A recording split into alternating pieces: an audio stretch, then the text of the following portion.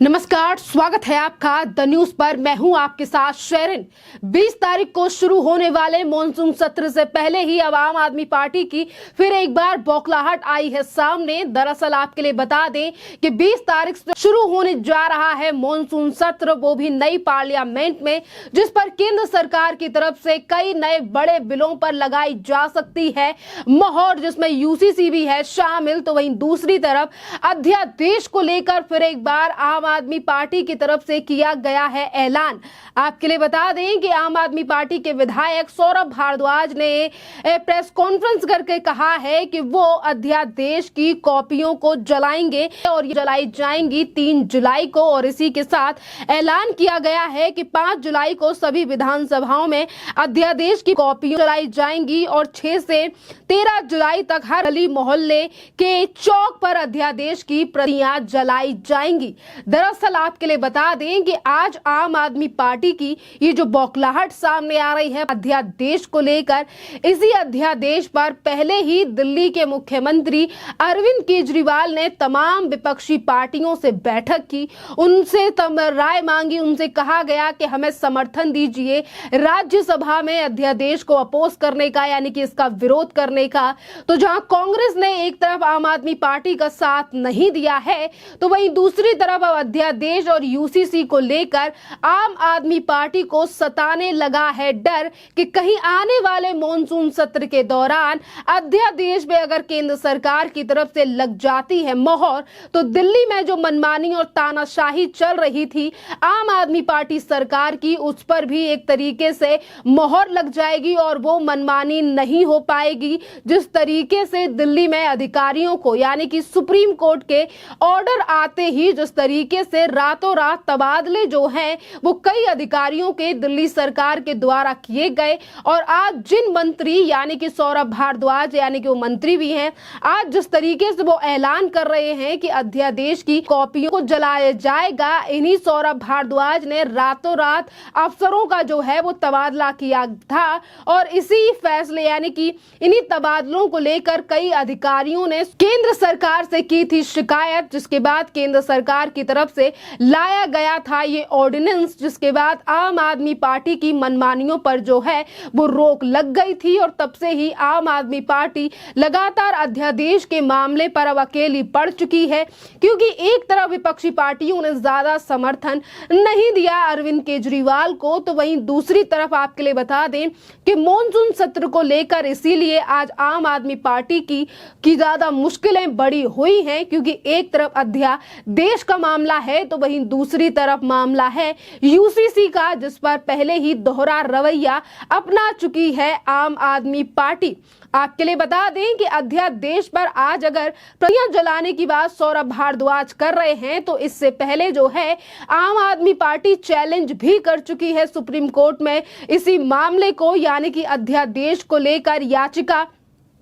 भी लगाई गई है आम आदमी पार्टी सरकार की तरफ से अध्यादेश के मामले में। और वहीं दूसरी तरफ कोर्ट की तरफ से अभी कोई रिस्पांस नहीं आया है कि आखिरकार कब तक इस पूरे मामले में सुनवाई होनी है। तो वहीं दूसरी तरफ अब कॉपी जलाने की बात की जा रही है अध्यादेश के मामले पर। खैर, देखना अहम रहेगा कि किस तरीके से प्रतियां जलाई जाती हैं, किस तरीके से आम आदमी पार्टी जो है वो अध्यादेश को लेकर और भी ज्यादा विरोध दर्ज करा पाती है या फिर नहीं, क्योंकि एक तरफ विपक्षी पार्टियों ने नहीं दिया आम आदमी पार्टी का समर्थन, वहीं कांग्रेस के ना समर्थन मिलने से जो है वो कहीं ना कहीं आम आदमी पार्टी में काफी ज्यादा निराशा है। अब बात करते हैं कि 20 तारीख को, यानी कि मॉनसून सत्र की शुरुआत होने वाली है, और यूसीसी जो कि सबसे बड़ा मुद्दा माना जा रहा है इस साल का, क्योंकि अगर केंद्र सरकार इसी मॉनसून सत्र के दौरान और नई पार्लियामेंट में मॉनसून के इसी सत्र में अगर यूसीसी पर चर्चा करती है, यूसीसी का बिल लेकर आती है, जिसकी ज्यादातर संभावनाएं जो हैं वो सामने आ रही हैं, और ये कहा भी जा रहा है कि इस बार जो मॉनसून का सत्र है इस पर बिल लेकर आ सकती है केंद्र सरकार, वो भी यूसीसी का, जिसको लेकर अभी से ही तमाम विपक्षी पार्टियों ने विरोध दर्ज कराना शुरू कर दिया है। एक तरफ आम आदमी पार्टी है जो कि अभी तक ये कह रही थी कि केंद्र सरकार की तरफ से ड्राफ्ट नहीं नहीं दिया गया है और अगर ड्राफ्ट दिया जाएगा तो हमारी पार्टी विचार कर रही है यूसीसी पर समर्थन देने का। तो वहीं दूसरी तरफ कल आम आदमी पार्टी के राज्यसभा सांसद ने एक निजी डिबेट के दौरान इसी यूसीसी को लेकर सवाल खड़े किए और कहा कि यूसीसी लाना जो है वो केंद्र सरकार नहीं चाहती है और अगर अब यूसीसी को लेकर चर्चाएं की जा रही हैं तो अब से 9 सालों तक क्या कर रही थी बीजेपी, ये सिर्फ एक चुनावी स्टंट है। इस तरीके से लगातार वादे करने वाले और बातें करने वाले संजय सिंह को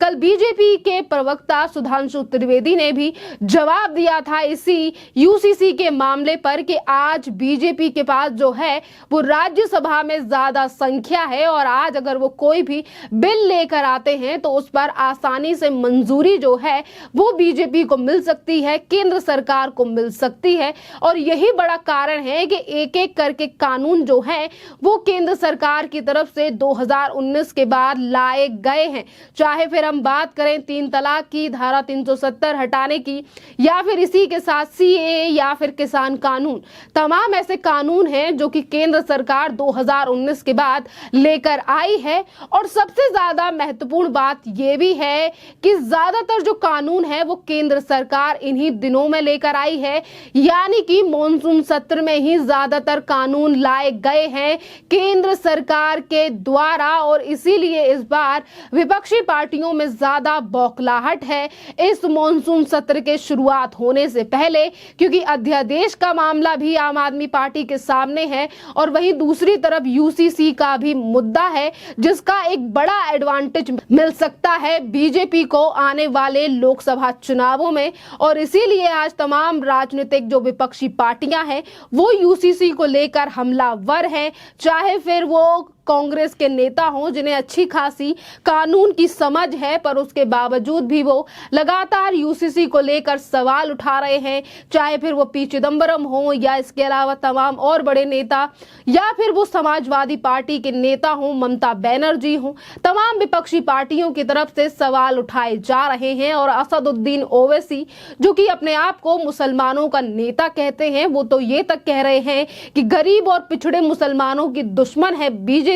इसीलिए यूसीसी को लाया जा रहा है। और इसी यूसीसी को लेकर मुस्लिम पर्सनल लॉ बोर्ड भी जो है वो लगातार एक के बाद एक बड़ी बैठक कर रहा है। देखना अहम रहेगा कि जहां एक तरफ बीजेपी की तरफ से ये दावा किया जा रहा है कि उनके पास राज्यसभा में जो है वो एक बड़ी मेजॉरिटी है और राज्यसभा में उनके पास ज्यादा सांसद हैं, तो शायद केंद्र सरकार जो है वो यूसीसी का बिल ला सकती है 20 तारीख से शुरू होने वाले इस मॉनसून सत्र में। और वहीं दूसरी तरफ इस बौखलाहट को लेकर आम आदमी पार्टी को लेकर भी आज जो देश की जनता है वो अलग अलग अपनी राय रख रही है, उस पर भी नजर डाल लेते हैं कि आखिरकार आज जो दिल्ली और देश की जनता है वो क्या कह रही है आम आदमी पार्टी सरकार के स्टंट को लेकर, जिसमें वो अध्यादेश की कॉपियों को जलाने की बात कर रहे हैं। राकेश नाम के यूजर लिख रहे हैं कि ये तो हम जानते हैं कि महाभ्रष्ट केजरीवाल और उसका गैंग एक तरीके से अर्बन नक्सलियों का ही समूह है जिनको जेल जाने का डर सता रहा है और इसीलिए उससे बचने के लिए वो अच्छा बुरा हर रास्ता अपनाएंगे। तो वहीं दूसरी तरफ परमिंदर सिंह नाम के यूजर जो हैं वो ये कह रहे हैं कि संविधान के हिसाब से कोई भी अध्यादेश लाया जा सकता है, पर आप कह रहे हैं तो ये साबित करो कि ये गलत कैसे है, और कोर्ट भी गए हैं तो इस पर भी ध्यान रखना। यानी कि एक तरफ प्रतियां जलाई जा रही हैं, दूसरी तरफ कोर्ट में याचिका लगाई गई है, इस पर आम आदमी पार्टी को खासा ध्यान रखना चाहिए। तो वहीं सारा नाम के यूजर ने लिखा है कि सिर्फ अध्यादेश जलाने से कुछ नहीं होगा, मेरी सलाह है आमरण अनशन पर बैठ जाएं, वो भी कुतुब मीनार पर चढ़कर, दूर दूर तक प्रसिद्धि फैलेगी और शीश महल से तिहाड़ का सफर कुतुब मीनार से होकर ही गया है। तो वहीं दूसरी तरफ कलर सैफरोन नाम के यूजर ने लिखा है कि केजरीवाल की नौटंकी कितनी भी कर ले, अध्यादेश तो पास होकर ही रहेगा। यानी कि अध्यादेश हो या फिर केंद्र सरकार के द्वारा लाया गया अध्यादेश हो या फिर यूसीसी का बिल, उस पर जनता आज लगातार समर्थन जताती हुई नजर आ रही है। और वहीं दूसरी तरफ विपक्षी पार्टियां लगातार बौखला रही हैं इस मॉनसून सत्र से पहले, क्योंकि इस बार मॉनसून सत्र में कुछ बड़ा होने वाला है, वो भी नई पार्लियामेंट में, जिसके विरोध में यही विपक्ष खड़ा हुआ था। खैर, इस पूरे मामले पर आपकी जो भी राय हो आप हमें कमेंट करके जरूर बताइए। धन्यवाद।